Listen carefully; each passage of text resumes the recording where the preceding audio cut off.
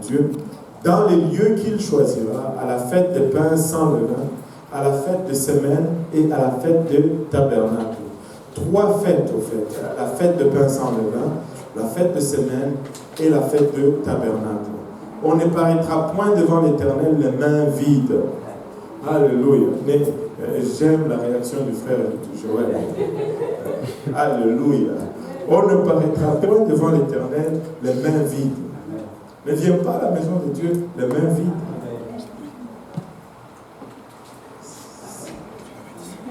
C'est ça que ça dit. Alléluia. Là, tout le monde devient silencieux. Là, on a parlé de la fête de pain sans levain la semaine passée, qui était la fête de Pâques. On avait vu les 3 fêtes constituantes de Pâques. Aujourd'hui, on va parler de la fête des semaines, qui est au fait la fête de Pentecôte. Alors, vous pouvez vous asseoir. Il y a 7 couleurs dans l'arc-en-ciel, comme nous l'avions vu plus tôt la semaine passée. Il y a eu plusieurs débats là-dessus. C'était quelle couleur qui était quelle couleur. Je suis allé les rechercher encore une fois. Les 7 couleurs de l'arc-en-ciel, c'est le rouge, le orange, le jaune, le vert, le bleu, l'indigo et le violet. Et ici, on regarde ces couleurs constituantes de l'arc-en-ciel. Il y a 7 couleurs, mais 3 couleurs de base, tout simplement. Et au fait, si nous regardons les fêtes du Seigneur, il y a aussi 3 grandes fêtes annuelles. La fête de pain sans levain, la fête de semaine et la fête de tabernacle. 3 grandes fêtes. Mais ces 3 fêtes sont subdivisées en 7 sous-fêtes. La première fête qu'on appelle la fête de pain sans levain, c'est également la fête de Pâques qui était célébrée au 1er mois, qui était en fait le 7e mois de l'année, mais qui est devenu le 1er mois lorsque Israël est sorti de l'Égypte. Dieu a dit ce mois-ci sera le 1er de votre mois. Au fait, Dieu était en train de dire au peuple d'Israël qu'on va commencer à compter à partir d'aujourd'hui. Ainsi, le jour où vous venez au Seigneur, pour vous aussi également, c'est le 1er jour de votre vie. On commence à compter à partir de ce jour-là. Et le restant, on oublie. On oublie le passé. On efface le passé avec le Seigneur. Deuxième fête, la fête de semaine, qui est appelée la fête de Pentecôte, qui était célébrée au 3e mois. Au fait, on va voir comment cette fête a commencé à être célébrée entre la première fête de Pentecôte qui était célébrée et la deuxième, il y avait un intervalle. On va regarder cela tout à l'heure. Le 3e fête, c'était la fête de tabernacle qui était célébrée au 7e mois. Maintenant, si nous regardons la fête de Pâques, et là, sous la bannière de Pâques, il y a 3 festivités, au fait, il y a 3 fêtes. Il y a la fête de Pâques, la Pâque juive qui était célébrée comme étant une fête. Le 14e jour, on prenait l'agneau, on l'immolait et on mettait le sang, etc. Après la fête de Pâques, il était suivi des 7 jours de fête qui étaient appelés, on n'est pas là, on est encore ici, qui était appelée la fête de pain sans levain. Durant ce temps, on sortait toute la levure de la maison. On ne devait pas attraper quelqu'un avec la levure à la maison. Si tu étais attrapé, tu étais retranché du peuple. Le pain devait être fait sans levain. Et on va comprendre tout à l'heure ce que cela signifie. Nous avions parlé de plusieurs sortes de levain la semaine passée. Et la levure ou le levain, c'est vraiment le type du péché. Et nous en avions parlé la fois dernière. Et après cela, du 15 au 21, c'était la fête de pain sans levain. Et au 18e jour de cette célébration de Pâques, c'était la fête de premiers fruits, où le prédicateur ou le sacrificateur prenait le premier fruit ou la prémisse, la gerbe d'orge, et il la secouait d'un côté et d'autre, qui représentait au fait l'offrande à Dieu de tout ce qui a été récolté. entre la Pentecôte à Sinaï, qui était la toute première Pentecôte, et j'étais encore au premier jour. La fête de Pentecôte qui était célébrée le troisième jour, le troisième mois plutôt, était appelée autrement la fête de semaine. Et la fête de semaine arrivait 50 jours après ce 18e jour. 50 jours après la fête de premier fruit, on célébrait la fête de Pentecôte, qui était une très grande célébration qu'on appelait la fête de semaine, qu'on va regarder en détail aujourd'hui. Et sous la fête des tabernacles, il y avait également 3 fêtes. La fête des trompettes, qui était célébrée au premier jour du 7e mois. La fête du jour d'expiation, qui était le 10e jour. Et finalement, la fête des tabernacles, qui était célébrée du 15e au 21e jour du 7e mois. Si vous êtes assez alerte, si vous êtes assez sharp dans votre observation, vous pouvez voir que trompette, ça fait allusion à quoi? L'enlèvement. L'enlèvement. Quand la trompette sonne, il y aura l'enlèvement. Mais après la trompette, vient la fête d'expiation du péché. Mais quand la trompette sonne, qu'est-ce qui nous arrive? Oui, mais avant l'enlèvement, il y a quelque chose. Le corps est glorifié. Le corps est soustrait à la puissance du péché. L'expiation. On n'est plus soumis à la puissance ou au pouvoir du péché.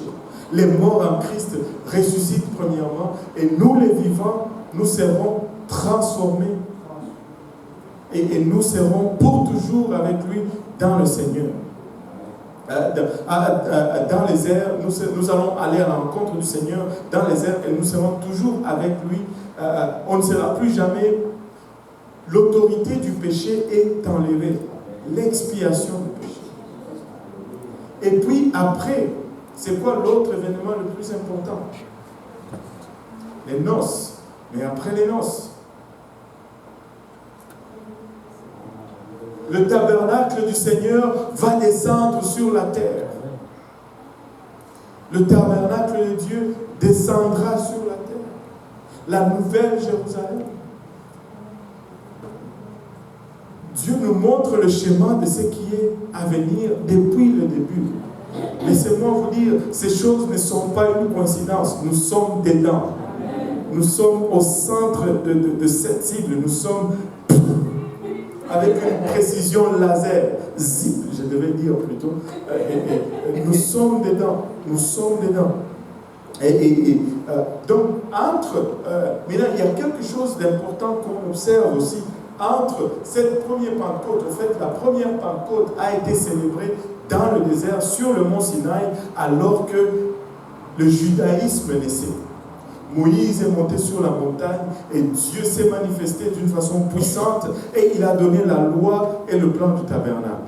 Mais entre cette première célébration de la Pentecôte et la seconde, il y a eu une longue période de 40 ans d'errance dans le désert. 40 ans dans le désert où le peuple de Dieu a erré complètement pendant 40 ans alors qu'ils n'ont pas accepté d'obéir à la parole de Dieu. Maintenant, si nous regardons également, il existe, si on peut effacer tout ceci un peu, on efface. Je suis bon, juste en faisant ça, ça efface. Si nous regardons aussi l'application de cela dans nos jours, il existe également 3 grandes divisions dans l'histoire du Christ et de son Église. La première partie, c'est le sacrifice de Christ, qui correspond à la fête de Pâques. Et c'est à Pâques que Christ a été aussi immolé pour son Église. Et ce sacrifice de Christ, nous le voyons dans les évangiles. Et après, 50 jours après sa résurrection, nous avons la Pentecôte de l'Église, qui est la naissance de l'Église dans le livre des Actes, et qui est l'Église primitive. Et c'est la première célébration. C'est là où l'Église est née, où le judaïsme est né dans le désert. Nous aussi, l'Église est née le jour de la Pentecôte, dans la chambre haute. Maintenant, après l'Église primitive, il y a l'Église de la fin que nous sommes en train de vivre aujourd'hui. Mais entre cette première célébration et cette dernière célébration, il y a une période de 2000 ans. 2000 ans qui séparent les deux. 2000 ans qui sont au fait 50 fois 40. 40 jubilés. Et pour eux, c'était 40 années, mais pour nous, c'est 40 jubilés qui se sont écoulés entre l'église primitive et cette église d'aujourd'hui. Et chacune de ces fêtes a un accomplissement littéral en Israël, une réalisation typique dans le Christ et un accomplissement spirituel en nous dans l'église. Et quand on dit les fêtes du Seigneur, j'arrive. Fête, ça veut dire nous devons célébrer. Quand on dit fête, on dit danse, on dit musique, on dit joie, on dit bruit et toutes ces choses. Pouvons-nous faire un peu de bruit, un peu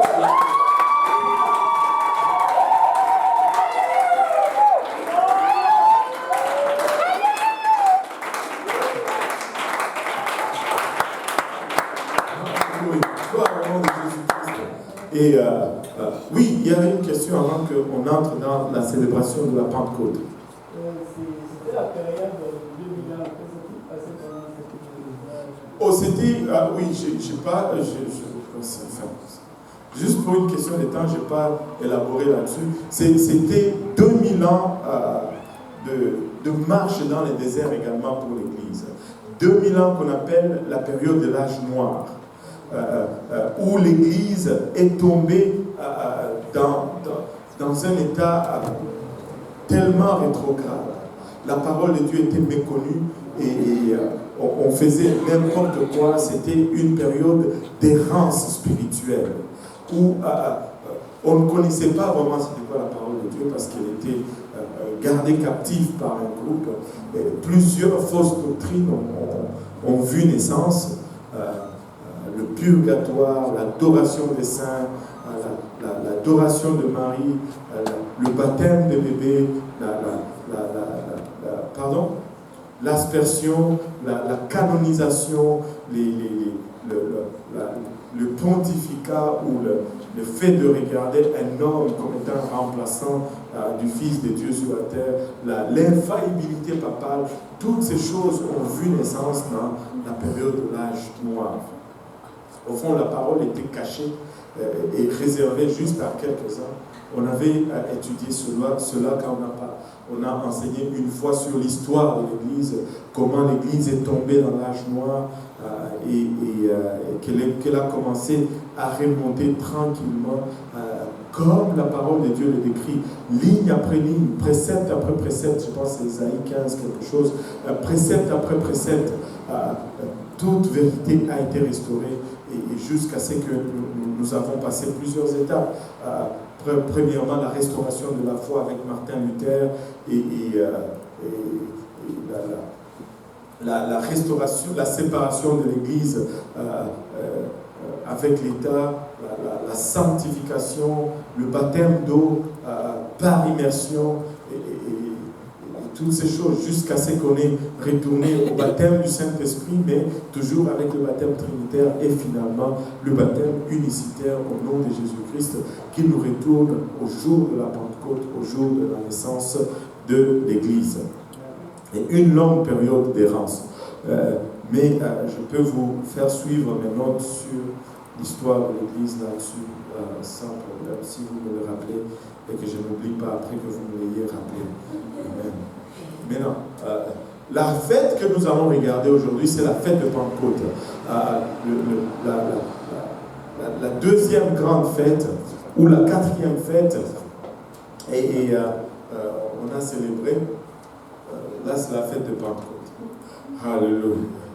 Et la fête de Pentecôte, si nous regardons dans notre Bible, elle est décrite dans le livre d'Exode 19, chapitre 19 et chapitre 20, et également dans le livre de Deutéronome, chapitre 16, versets 9 à 12, qu'on va lire tout à l'heure, tout de suite, Deutéronome 16, 9 à 12. Si quelqu'un peut me le lire, pour ne pas citer de nom. Tu compteras 7 semaines, dès que la fossée sera mise dans les blés. Tu commenceras à compter 7 semaines. Puis tu célébreras la fête des semaines, et tu feras des offrandes volontaires selon les bénédictions que l'Éternel, ton Dieu, t'aura accordées. Tu te réjouiras devant l'Éternel, ton Dieu, dans le lieu que l'Éternel, ton Dieu, choisira pour y faire résider son nom, toi, ton fils et ta fille, ton serviteur et ta servante, le Lévite qui sera dans tes portes et l'étranger, l'orphelin et la veuve qui seront au milieu de toi. Tu te souviendras que tu as été esclave en Égypte et que tu observeras et mettras ces lois en pratique. Waouh, extraordinaire. Tu compteras 7 semaines dès que la faucille sera mise dans le blé. 7 semaines, 49 jours. Et tu commenceras à compter 7 semaines, puis tu célébreras la fête des semaines. L'exode d'Égypte a eu lieu à la Pâque, durant le premier mois de Nissan, comme on l'a vu la semaine passée, après avoir traversé la mer Rouge et être dirigé par la colonne de feu, Israël est arrivé au mont Sinaï au 3e mois, qui est le mois de Sivan. C'est là que Dieu donna à Moïse les 10 commandements et ainsi que le plan du tabernacle. Et regardez un peu comment Dieu fait les choses. Israël arrive à la montagne, Dieu lui donne d'un côté les 10 commandements et plusieurs autres multitudes de lois. Et ce sont des lois par lesquelles Israël devait vivre. C'était les directives de la vie pour Israël. Israël devait, si elle voulait rester en relation avec Dieu, obéir à la loi de Dieu. Mais de l'autre côté, il donne le plan du tabernacle. C'est quoi le plan du tabernacle? Le plan du tabernacle, c'est le processus à suivre si tu n'as pas respecté la loi. Donc, avant même de donner la loi, Dieu savait qu'Israël n'allait pas être en mesure d'obéir ou de respecter à cette loi. Il donne la loi et il donne le moyen ou le processus à faire si on a brisé cette loi. Nous servons un Dieu extraordinaire. Et les lois du sacerdoce et des sacrifices, et les Juifs se réfèrent encore à ce jour comme étant le jour de la naissance ou le jour anniversaire du judaïsme. Si tu demandes à un Juif quel est le jour de la naissance de ta religion, il va te renvoyer au mont Sinaï. Et c'était un jour qui a marqué les Juifs. Et quand tu regardes dans leur tradition, ils disent que c'était un jour extraordinaire. Un jour où Dieu a montré la splendeur de sa puissance. Il est descendu littéralement sur la montagne. Et même jusqu'à aujourd'hui, cette montagne garde encore les marques de la présence de Dieu parce que le sommet de cette montagne est encore calciné aujourd'hui. Dieu est descendu dans sa gloire. Il y avait des tonnerres et des lumières et des éclairs. Et c'était puissant. C'était tellement puissant que Israël dit dans sa tradition que même leur sens était bouleversé. Ils disent qu'ils entendaient les éclairs et qu'ils voyaient les tonnerres à cause de la gloire de Dieu qui était manifestée en ces lieux-là. C'était le jour de la naissance. Mais après leur arrivée dans la terre promise, la Pentecôte marquait la récolte de blé, un grand moment de réjouissance. C'était à la Pentecôte que le Seigneur se référait lorsqu'il avait dit, il avait donné à Moïse ce message pour Pharaon. Oui.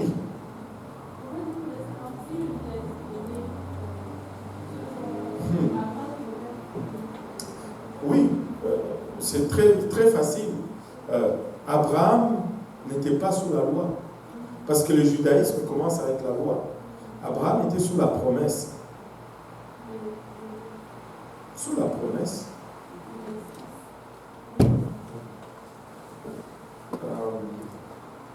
Je voudrais comprendre ce que j'ai besoin d'expliquer au fait.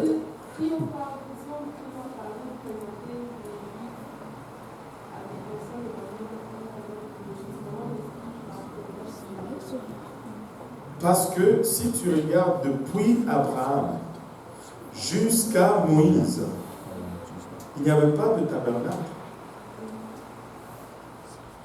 Donc il n'y avait pas un lieu de culte.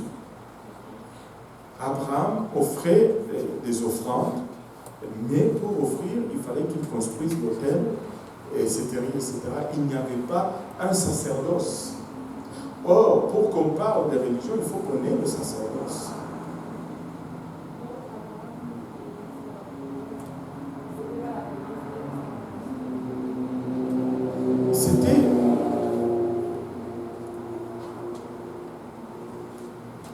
Même avec le judaïsme, ce qui est requis, c'est la relation avec Dieu.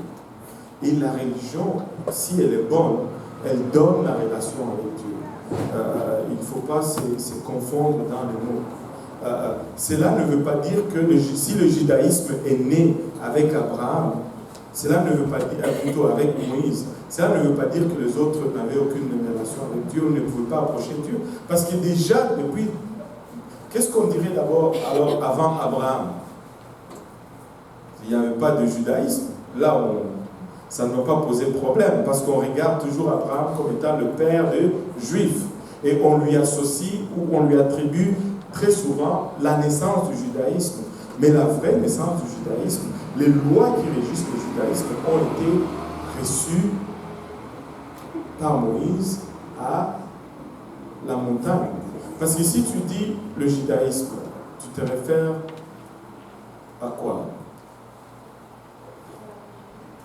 À la loi, le temple qui est le tabernacle. Tu ne peux pas avoir de judaïsme sans le temple. et à toutes les pratiques sacerdotales du temple. Bien sûr, il y a des éléments du judaïsme qui ont commencé avec Abraham, comme la circoncision. Ça a continué, ça n'a pas été supersedé ou remplacé ou déclaré caduc. Ça reste la marque de leur alliance. Mais avec Moïse, la loi est donnée. Avec Abraham, au fond, c'est très simple. Abraham, Isaac, Jacob, Joseph, Moïse, c'était le patriarche. Ils étaient sous l'ordre patriarcal. Et c'est le patriarche qui avait une relation avec Dieu et qui dirigeait tous ces gens qui étaient autour de lui dans cette relation avec Dieu. Comme Abraham va voir Dieu, Dieu dit, tous les hommes circoncision, il se retourne, tous les hommes circoncision. Et c'est comme ça que ça fonctionne. Mais quand tu arrives à Moïse, il ne regarde plus au patriarche, il regarde maintenant à la loi. Et là, ça devient le judaïsme. Et il regarde vraiment ce jour-là comme étant le jour de la naissance de leur religion. Exode 5.1. Oh, je n'ai pas lu le Deutéronome. Ok. C'est bon. Exode 5.1. Moïse et Aaron se rendirent ensuite auprès de Pharaon et lui dirent: Ainsi parle l'Éternel, le Dieu d'Israël, laisse aller mon peuple pour qu'il célèbre au désert une fête à mon honneur. Et la fête à laquelle Dieu faisait référence, c'était la Pentecôte. C'est à la Pentecôte que la nation d'Israël a été établie comme étant l'Église dans le désert. Nous avons parlé de cela au jour de Pâques. Acte 7.38 nous dit c'est lui qui, lors de l'assemblée au désert, étant avec l'ange qui lui parlait sur la montagne de Sinaï, et avec nos pères, reçu des oracles vivants pour nous les donner. C'est la première fois où on utilise ces mots assemblés dans le sens d'un groupe mis à part pour Dieu et on se réfère comme étant l'assemblée au désert. Au fond, Paul est en train d'utiliser les mots qu'on utilise pour Église dans le Nouveau Testament. Il applique sur Israël dans l'Ancien Testament. Israël était vraiment l'Église dans le désert. Et l'Église de l'Ancien Testament a été formée à la Pentecôte. Tout comme celle du Nouveau Testament a été aussi également formée à la Pentecôte.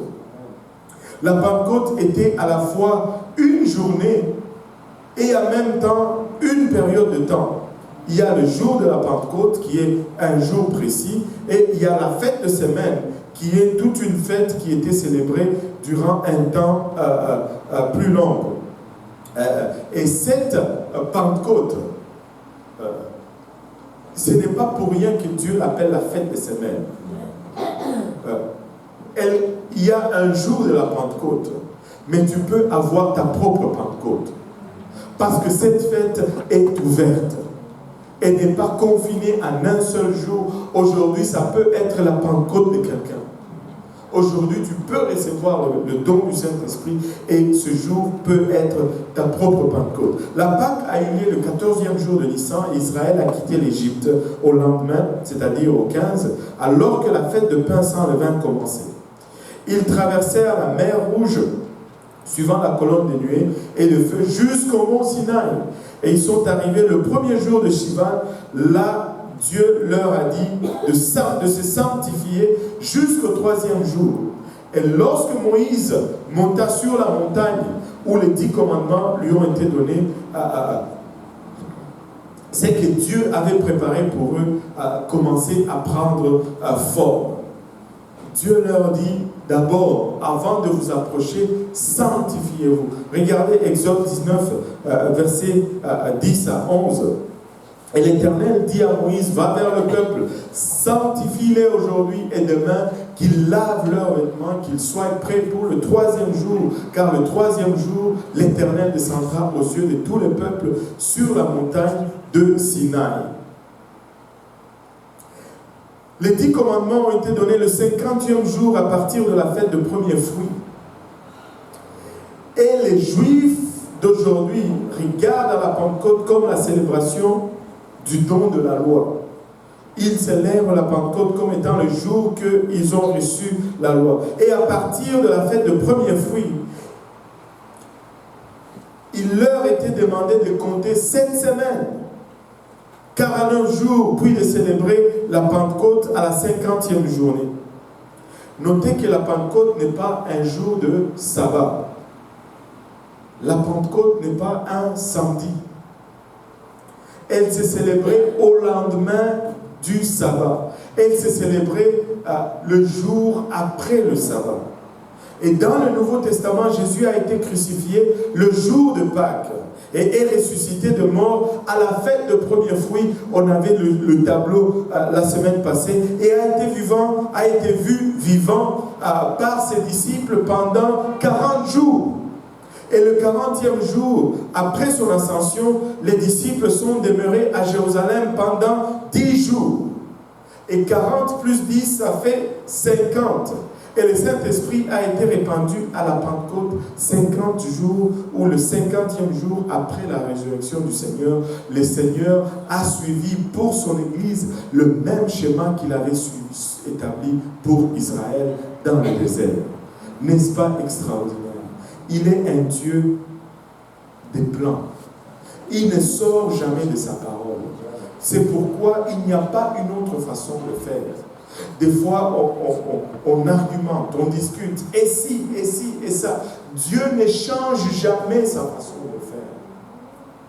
Il va le faire comme il a dit dans sa parole. Ça ne va être jamais à ta façon, ni à ma façon. Il ne va jamais se déroger de ses plans. Alléluia. Regardez Acte 1, verset 3, nous dit: après qu'il eut souffert, il leur apparut vivant et leur en donnant plusieurs preuves, se montrant à eux pendant 40 jours et parlant des choses qui concernent le royaume de Dieu. Et Acte 2, 1 nous dit: le jour de la Pentecôte, ils étaient tous ensemble dans le même lieu. Et dans les Écritures, le nombre 50 représente toujours la liberté ou la délivrance. Et cela se voit dans les années du jubilé. Le jubilé, c'était 50 ans. C'est la 50e année. En Israël, les esclaves étaient rendus libres, les dettes étaient annulées, les familles étaient réunies et la liberté était proclamée dans tout le pays par les trompettes du jubilé. Même les champs étaient mis au repos l'année du jubilé. Et à l'âge de 50 ans, le sacrificateur était aussi libre de cesser les services du tabernacle. Donc, à 50 ans, je peux prendre ma retraite. Il m'en reste 5 et quelques mois. Allez.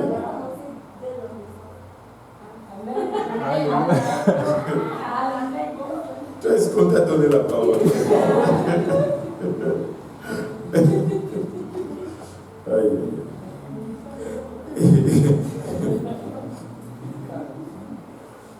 Regardez Lévitique 25, 10.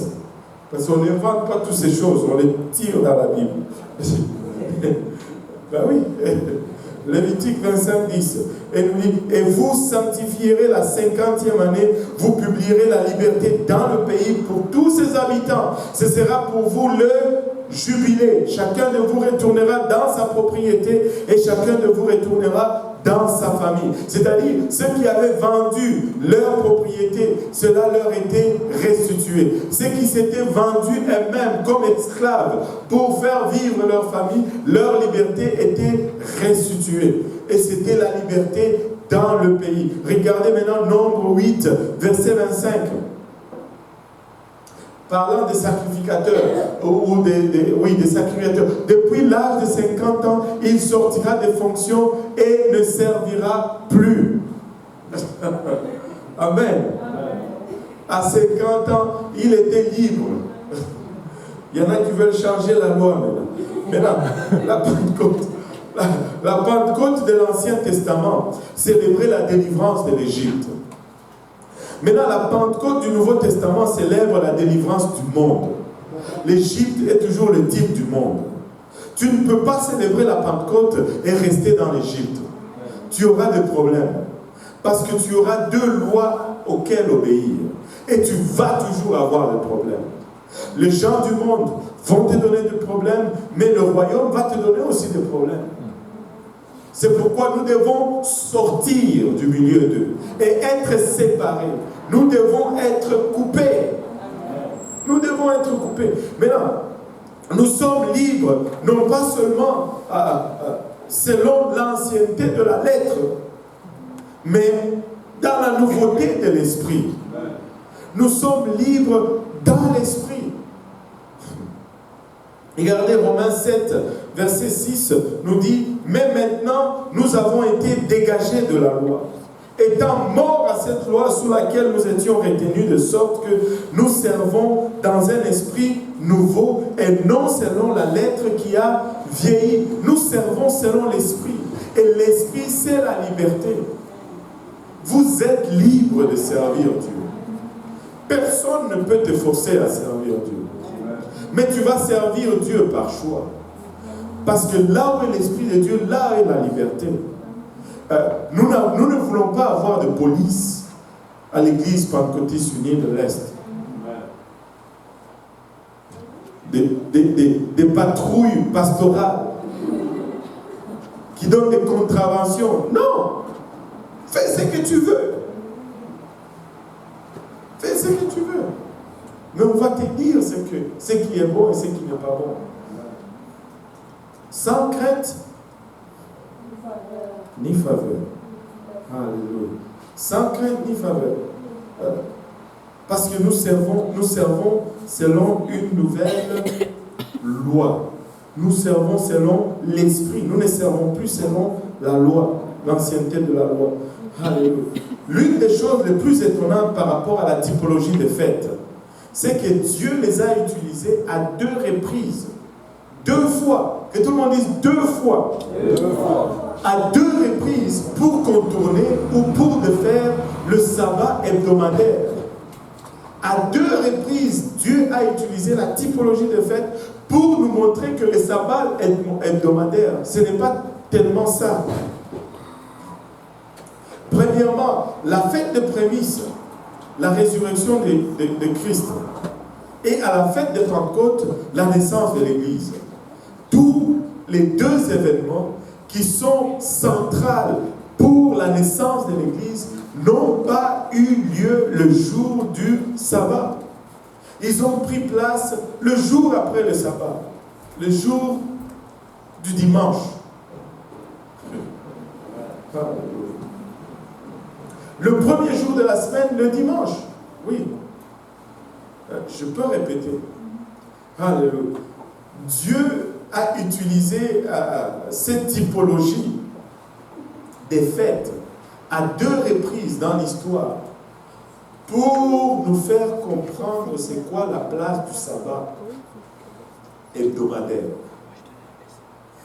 En faisant ressusciter Christ, non le jour du sabbat, mais le jour après le sabbat, il est en train de dire, wow, l'Église, ce n'est pas la loi, ce n'est pas le judaïsme. Notre marque de l'alliance, ce n'est pas la même chose.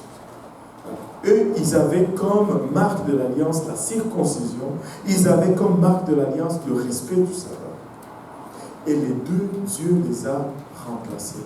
Et il est en train de nous dire, nous ne sommes pas liés au sabbat hebdomadaire. Amen. Et le Christ est ressuscité un dimanche. Sans la résurrection de Christ, il n'y a pas d'église. Deuxièmement, le Saint-Esprit a été déversé le dimanche. Et sans le déversement du Saint-Esprit, il n'y a pas d'église. Au fond, le déversement du Saint-Esprit, c'est la naissance même de l'église. C'est le tout premier service de l'église. Et c'était le dimanche. Pourquoi est-ce qu'on ne peut pas célébrer le dimanche aujourd'hui? Si l'église elle-même est née le dimanche, le jour de la Pentecôte, c'était le premier jour de la semaine. C'est clair? Alléluia. Ce sont là 2 événements fondateurs du Nouveau Testament et Dieu les a fait arriver le jour après le sabbat, tout simplement. Oui, sœur Midley.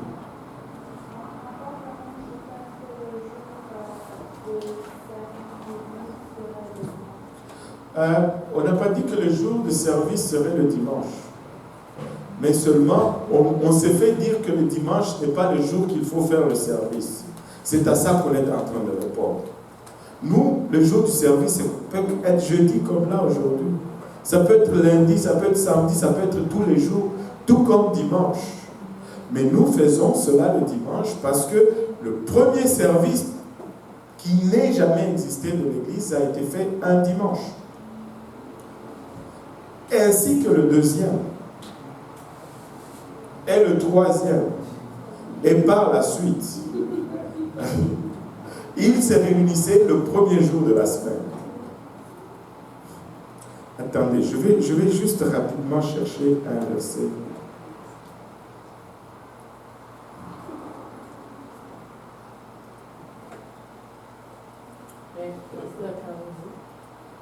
Attendez-moi une minute là.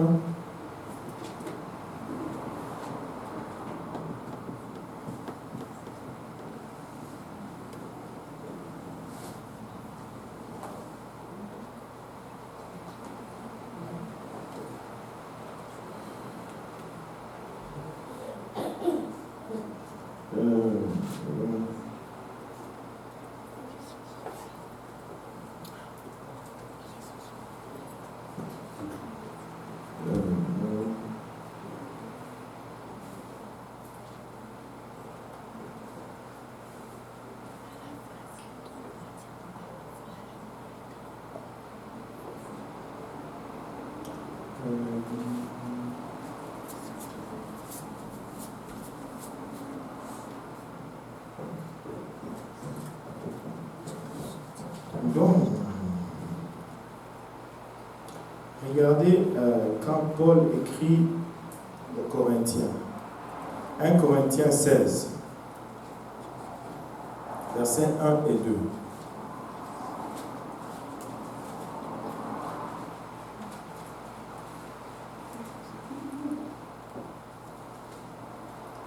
Si quelqu'un peut le lire sans citer de nom. Et ce qui concerne la collecte en faveur des saints, agissez vous aussi, comme je l'ai ordonné aux églises de la Galatie. Qu'est-ce qu'il a ordonné? Que chacun de vous, le premier jour de la semaine, Quel jour? premier jour de la semaine, Quel jour? premier jour de la semaine, C'est un dimanche. mette à part chez lui ce qu'il pourra, selon sa prospérité, afin qu'on n'attende pas à mon arrivée pour recueillir les dons. Et ils devaient apporter leurs offrandes le premier jour de la semaine. C'était le dimanche. Donc, ils avaient service le dimanche.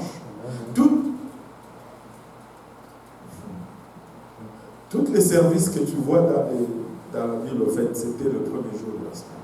Oui, il y avait une question que je n'ai pas oubliée. On dit, comme jour d'église, ça peut être un jeudi, comme aujourd'hui. Oui. Mais toutes les églises, en général, le dimanche, c'est vraiment la journée. Oui, parce que il y a, pour une bonne raison, parce que l'église est née le dimanche. L'autre bonne raison, c'est parce que le dimanche, on ne travaille pas. Et l'autre, encore meilleure bonne raison, c'est qu'on veut donner le premier jour de la semaine au Seigneur. Ce que je veux dire, c'est comme si c'était considéré vraiment juste 7 journées. Si on regarde la parole de Dieu, ce n'est pas le sabbat, c'est le premier jour de la semaine. Et moi, je n'ai pas tellement de problème avec cela, dans ce sens que il y a des places, comme certains pays musulmans, où on fait le service le vendredi, parce que c'est là le jour de congé. Maintenant, ça ne dérange pas du tout. Mais qu'on dise que si on fait un service le dimanche, on est du diable, c'est ça qu'on est en train de répondre là. Je peux le faire n'importe quel jour. Mais l'Église est née le dimanche. Et c'est toujours mieux d'offrir son premier jour au Seigneur. C'est bien de commencer la semaine du bon pied. Amen. N'attends pas à la fin. Tu as déjà été massacré et tout. On commence avec lui.